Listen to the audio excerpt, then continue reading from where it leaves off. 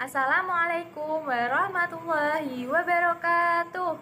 Hai semua, perkenalkan saya Ika Nuril Faiza dari kelas 3 PGSD A2. Saya di sini akan membahas materi tentang cara perkembangbiakan hewan. Sebelum ke materi, apakah kalian sudah tahu apa itu perkembangbiakan? Perkembangbiakan juga disebut dengan reproduksi. Reproduksi adalah proses biologi suatu individu untuk menghasilkan individu baru. Reproduksi juga memiliki tujuan dan manfaat, yaitu untuk menjaga kelestarian jenis atau spesiesnya dengan cara memperbanyak diri. Sekarang kita lanjut ke materi cara perkembangbiakan hewan. Hewan dapat berkembang biak dengan dua cara, yaitu satu dengan cara tidak kawin atau vegetatif, dan yang kedua dengan cara kawin atau generatif. Untuk yang pertama, saya akan membahas perkembangbiakan hewan dengan cara tidak kawin atau vegetatif terlebih dahulu. Perkembangbiakan hewan dengan cara tidak kawin dibagi menjadi dua, yaitu dengan cara membelah diri dan dengan cara tunas. Yang pertama dengan cara membelah diri. Perkembangbiakan hewan dengan cara membelah diri dilakukan oleh hewan yang memiliki satu sel seperti amuba, virus, protozoa, dan paramecium. Lalu bagaimana induk hewan bisa membelah diri? Induk hewan bisa membelah diri dengan cara membagi tubuhnya menjadi dua bagian yang sama besar. Untuk lebih mudahnya, saya akan memberikan contoh perkembangbiakan hewan amuba. Pada awalnya, amuba membelah inti sel menjadi dua bagian. Selanjutnya diikuti pembelahan cairan sel dan dinding sel, hingga akhirnya terbentuk dua sel amuba baru. Dan amuba ini akan hidup secara mandiri. Selanjutnya adalah tunas. Hewan yang berkembang biak dengan cara tunas adalah hewan yang memiliki tunas kecil di bagian tubuhnya, seperti anemon laut dan hidra. Untuk cara perkembangbiakannya yaitu dengan cara ketika calon anak atau tunas sudah dewasa ataupun sudah besar, maka tunas tersebut akan melepaskan dirinya dari induk dan akan membentuk individu baru. Untuk pembahasan yang kedua yaitu perkembangbiakan hewan dengan cara kawin atau generatif. Pada dasarnya, setiap makhluk hidup memiliki keinginan dan kemampuan untuk memperbanyak jenisnya. Begitu juga dengan hewan. Hewan setelah dewasa akan membentuk sel kelamin. Seperti hewan jantan akan memiliki sel kelamin jantan atau sperma, sedangkan betina akan memiliki sel betina atau sel telur yang disebut dengan ovum. Perkembangbiakan hewan dengan cara generatif akan diawali dengan perkawinan atau pembuahan. Pembuahan merupakan peleburan antara ovum dengan sperma. Dan setelah terjadi pembuahan, maka akan terbentuk zigot. Zigot merupakan sel telur yang telah dibuahi. Selanjutnya, zigot akan tumbuh menjadi janin, dan janin akan tumbuh menjadi anak atau individu baru. Berdasarkan tempat pertumbuhan janinnya, maka hewan dibagi menjadi 3 golongan atau 3 kelompok. Yang pertama, hewan yang melahirkan atau vivipar. Yang kedua, hewan bertelur atau ovipar, dan yang ketiga hewan melahirkan dan bertelur atau ovovivipar. Yang pertama tadi adalah hewan melahirkan atau vivipar. Hewan yang berkembang biak dengan cara melahirkan atau vivipar memiliki ciri-ciri seperti 1. Janin tumbuh di dalam rahim induk betina atau masa kehamilan. 2. Janin memperoleh makanan dari tali pusar atau plasenta. 3. Pertumbuhannya relatif lambat. Yang keempat, bentuk tubuh anak yang lahir sama seperti dengan bentuk tubuh induknya.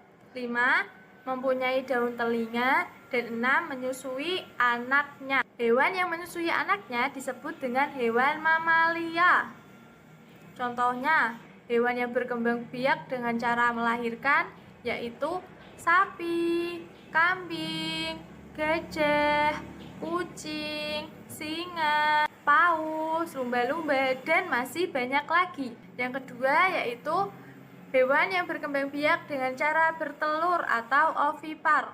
Ovipar merupakan hewan yang berkembang biak dengan cara bertelur dan telur tersebut berada di luar tubuh induk betina. Hewan yang berkembang biak dengan cara bertelur atau ovipar memiliki ciri-ciri seperti 1. Janin tumbuh di luar tubuh induk betina, tetapi berada di dalam cangkang. 2. Janin memperoleh makanan dari cadangan yang tersimpan di telur. Ketiga, janin relatif tumbuh cepat. 4. Bentuk tubuh anak akan sama dengan induknya. Yang kelima, tidak mempunyai daun telinga. Dan yang keenam, tidak menyusui anaknya.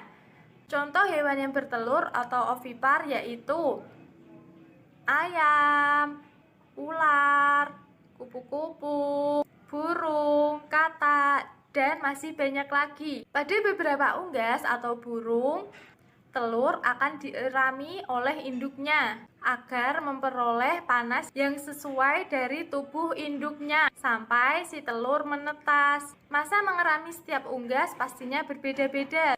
Contohnya, masa mengerami pada ayam. Ayam mengerami telurnya selama 21 hari. Setelah masa mengerami selesai, maka telur tersebut akan menetas dan kulit telur akan pecah dan keluarlah anak ayam yang sama dengan induknya. Namun, ada beberapa hewan yang mengalami pertumbuhan atau perkembangan dengan cara metamorfosis. Metamorfosis merupakan perubahan bentuk hewan pada masa pertumbuhan dan perkembangan. Maksudnya, ketika hewan ini belum tumbuh besar atau dewasa, maka bentuk tubuhnya tidak akan sama seperti induknya.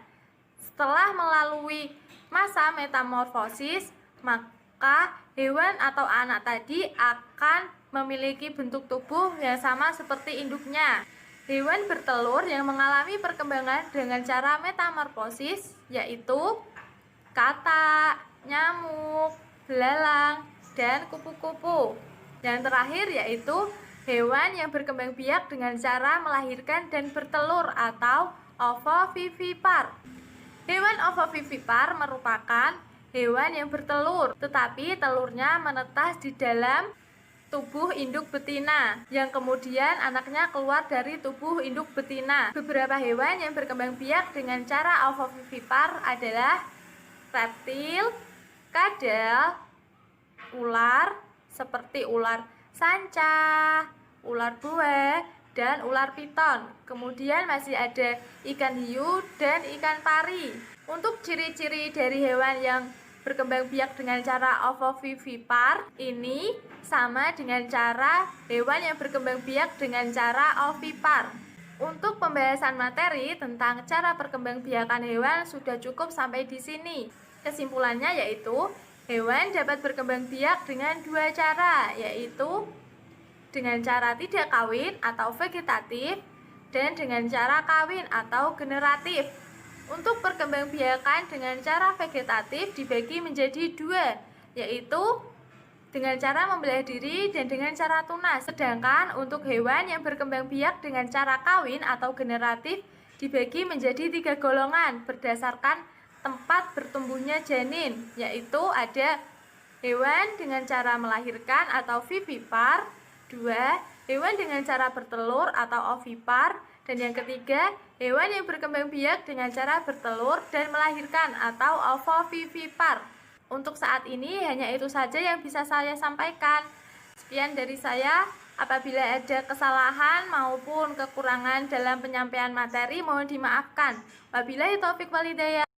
Wassalamualaikum warahmatullahi wabarakatuh.